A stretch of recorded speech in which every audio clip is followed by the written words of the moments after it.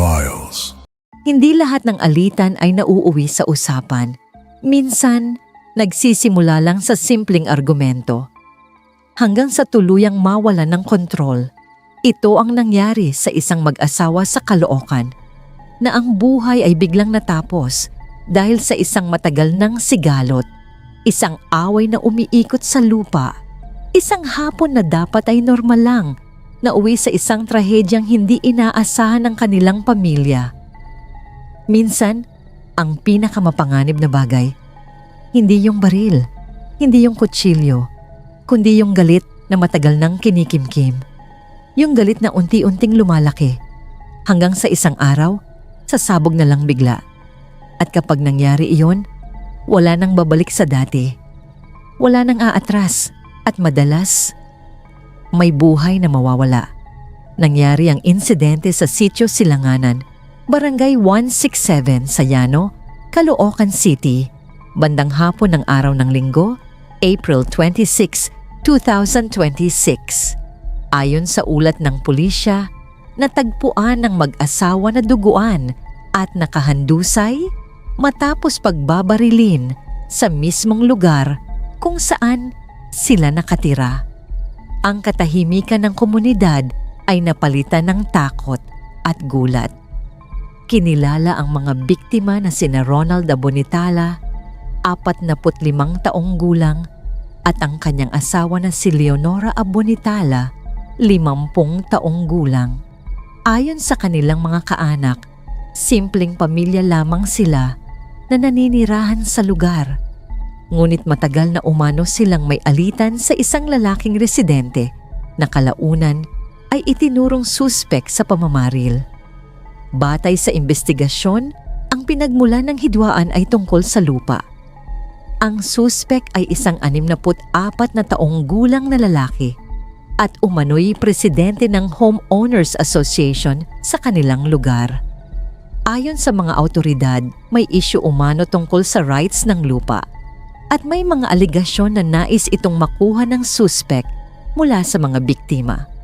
Bago ang insidente, ilang beses na umanong nagkaroon ng pagtatalo ang dalawang panig. Ayon sa anak ng mga biktima na si Maynor Abonitala, madalas umanong dumaan ang suspek sa kanilang bahay at nagbitiw ng mga salitang nagbabanta. Isa sa mga ito ay ang pagsasabi na bantayan nila ang kanilang lote dahil maaring mawala ito. Sa araw ng insidente, muling nagkaroon ng sagutan sa pagitan ng suspek at ng mag-asawa. Ayon sa mga saksi, nagsimula ito sa mainit na diskusyon na kalaunan ay lumala. May mga nagtangkang umawat, kabilang ang ilang kapitbahay, ngunit hindi na napigilan ang paglala ng sitwasyon. Sa CCTV na nakuha sa lugar, maririnig ang sunod-sunod na putok ng baril at sigawan ng mga tao. Ilang sandali matapos ang pamamaril, makikita ang isang lalaki na may hawak na baril habang papalayo sa pinangyarihan ng krimen. May kasama umano siyang 2 babae at isang lalaki habang umaalis. Ayon sa testimonya ng pamangkin ng mga biktima na si Luz Clarita Notarte, sinubukan niyang pumagitna sa pagtatalo. Ngunit ayon sa kanya, hindi nakinig ang suspek at lalo lamang lumala ang sitwasyon. Sa isang punto, sinabi niyang tinutok umano ng suspek ang baril sa leeg ng kanyang tiyuhin at agad itong pinaputukan. Tinamaan si Ronald sa leeg at iba pang bahagi ng katawan, habang si Leonora naman ay tinamaan sa dibdib. Ayon sa ulat, kahit natumba na ang mga biktima, pinaputukan pa umano sila ng paulit-ulit. Ang pangyayaring ito ay nagdulot ng matinding trauma sa mga nakasaksi, lalo na sa kanilang pamilya. Ayon kay Maynor, ang anak ng mga biktima, paulit-ulit umanong pinaputukan ang kanyang mga magulang. Ibinahagi niya ang kanyang sakit at galit sa nangyari at sinabi niyang hindi na makatao ang ginawa ng suspek. Para sa kanya, hindi lamang ito simpleng krimen, kundi isang brutal na pagkitil ng buhay. May mga ulat din na may kasama ang suspek sa oras ng insidente, kabilang ang kanyang asawa, kapatid at isang sekretary. Gayunpaman, patuloy pa rin ang investigasyon upang matukoy kung may iba pang direktang sangkot sa krimen. Matapos ang pamamaril, agad na nagsagawa ng follow-up operation ang pulisya ng Caloocan. Hindi nagtagal, naaresto ang suspect na tinatayang tatakas, sana gamit ang motorsiklo. Sa kanyang pagkakaaresto, na-recover ang isang kalibre .45 na baril na pinaniniwala ang ginamit sa krimen. Sa panig ng suspect, itinanggi niya ang alegasyon na siya ang bumaril sa mag-asawa. Ayon sa kanyang pahayag, nagkaroon umano ng agawan ng baril sa pagitan nila ng mga biktima. Iginiit din niyang hindi siya lasing at wala siyang intensyon na patayin ang mag-asawa. Gayunpaman, hindi ito tugma sa mga testimonya ng mga saksi at ebidensya mula sa CCTV. Ayon sa pulisya, malinaw na may motibo ang suspect na may kinalaman sa alitan sa lupa. Patuloy ang kanilang investigasyon upang masigurong lahat ng detalye ng insidente ay mailalabas. Sa ngayon, nakakulong na ang suspect sa custodial facility ng Caloocan City Police. Nahaharap siya sa kasong 2 counts of murder. Ayon sa mga awtoridad, sisiguraduhin nilang mabibigyan ng hustisya ang mga biktima at mananagot ang may sala. Samantala, patuloy na nagluluksa ang pamilya ng mga biktima. Ayon sa kanilang mga kaanak, hindi pa rin nila matanggap ang biglaang pagkawala ng mag-asawa. Ang insidenteng ito ay nag-iwan ng malalim na sugat sa kanilang pamilya.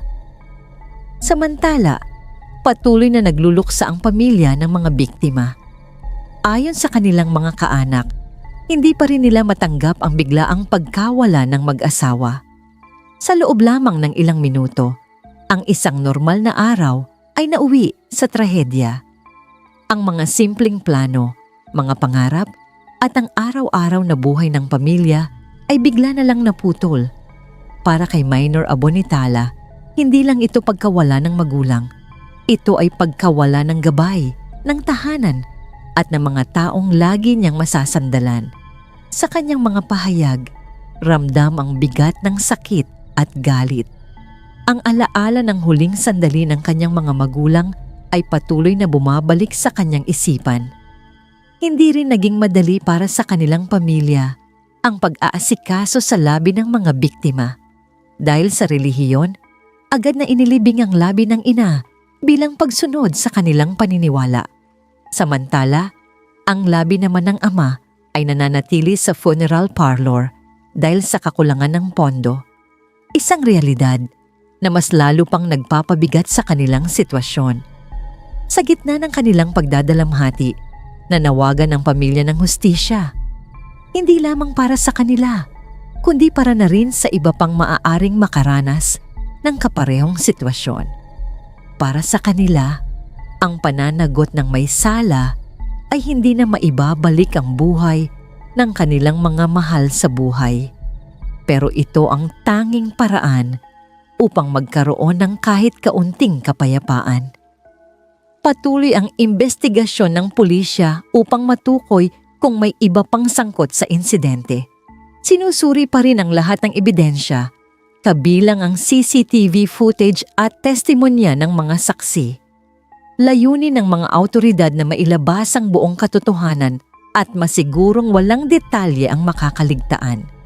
Sa kasalukuyan, ang suspect ay nananatiling nakakulong habang hinaharap ang kasong 2 counts of murder. Habang nagpapatuloy ang proseso ng hustisya, patuloy ring umaasa ang pamilya ng mga biktima na darating ang araw na mapapanagot ang taong responsable sa trahedyang ito. Ang insidenteng ito ay nagsisilbing paalala kung gaano kadelikado ang mga alitan na hindi naayos sa tamang paraan, lalo na kung ito ay may kinalaman sa lupa, ari-arian at kapangyarihan sa isang komunidad. Kapag ang galit ay pinairal at ang pag-uusap ay napalitan ng karahasan, ang resulta ay kadalasang hindi na mababawi. Sa isang iglap, maaring mawala ang lahat. Isang pamilya, isang tahanan, at ang katahimikan ng isang komunidad. At sa bawat putok ng baril, hindi lamang buhay ang nawawala, kundi pati ang pag-asa at seguridad ng mga taong naiwan. Ang kwentong ito ay hindi lamang tungkol sa krimen. Ito ay kwento ng pagkawala, ng sakit, at ng mga tanong na maaaring hindi na masagot. Ngunit sa kabila ng lahat, nananatili ang panawagan na sana ang hustisya ay hindi lamang salita, kundi isang bagay na tunay na makakamtan. At habang patuloy ang buhay para sa iba, ang alaala ni na Ronald at Leonora Abonitala ay mananatili sa puso ng kanilang pamilya. Isang paalala na sa likod ng bawat balita, may totoong buhay, may totoong tao, at may pamilyang patuloy na naghahanap ng katarungan, kapayapaan.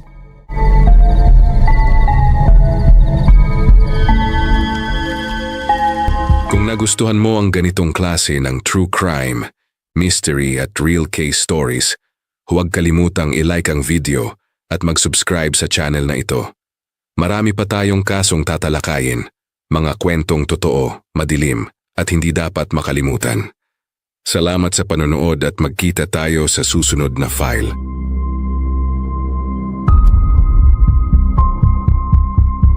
Dark Files.